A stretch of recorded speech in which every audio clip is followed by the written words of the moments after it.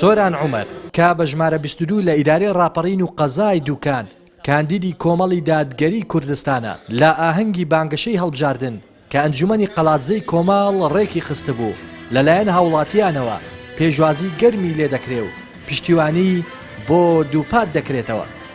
کاک سۆران شێری مەیدانی ئەم ڕۆژەیە بۆیە ئەو خەڵکە هومێدی لەسەر هەڵچنیوە و هومێدی پێیەتی پەرێزی دیارە ئەم کاک سۆرانە چەند ساڵە لە پەرلەمانی کوردستان. زۆر خۆشحاڵم ئەوڕۆ کە هاتوومێرە هیوای سەرکەوتن بۆ کاک سۆران دەخوازین هیوایەکی زۆرمان پێ هەیە ئینشاڵڵا کە بستە پەرلەمان.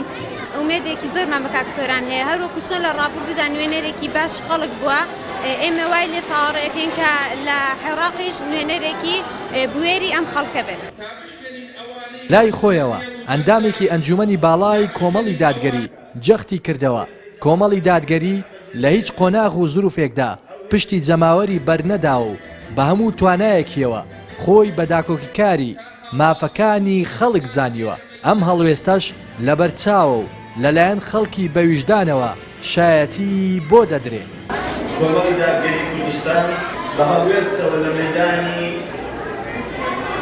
خەبات و سیاسەتدا ماوەتەوە لە هیچێکێ لە قۆناغەکاندا لە هیچێکێ لە قۆناغە سەخت و دژوارەکاندا پشتی لە خەڵک و جەماوەرەکەی نەکردووە.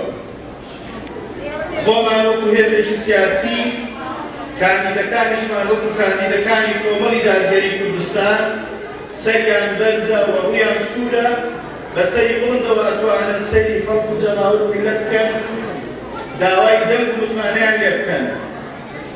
ئەو هێزەی کە خەڵکی جێنەهێشت بێت ئەو هێزەی کە تەنها لە کاتی هەڵوەتەکانی هەڵبژاردن نێتەوە ناو خەڵک ئەو هێزەی 4 ساڵ پشت لە خەڵک نەکات و یەک مانگ لە کاتی هەڵبژاردنەکان بێتەوە ناو خەڵک ناتوانێت بەسەری بەرز و بڵندەوە ڕوو لە خەڵک بکات.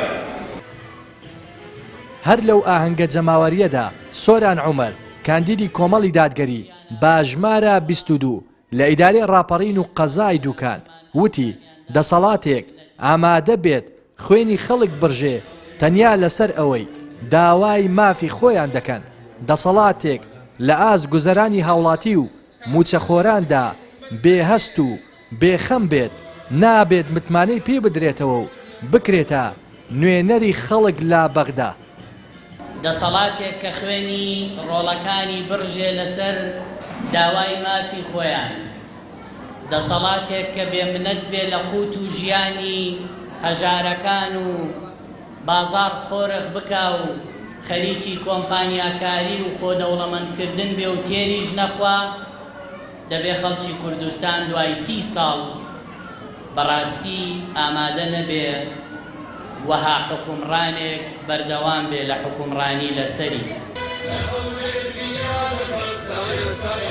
کۆمەڵی دادگەری کوردستان بۆ هەڵبژاردننی ئەنجومەنی نوێنەرانی عێراق کە دەی مانگی داهاتوو بەڕێوە دەچێت با 5 پاڵێورا و بەشداری دەکات.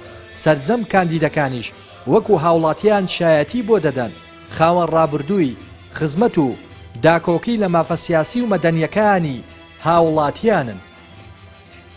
لە دەڤەری پشدەرەوە ڕێناس ئەرسەلان کەناڵی پەیام.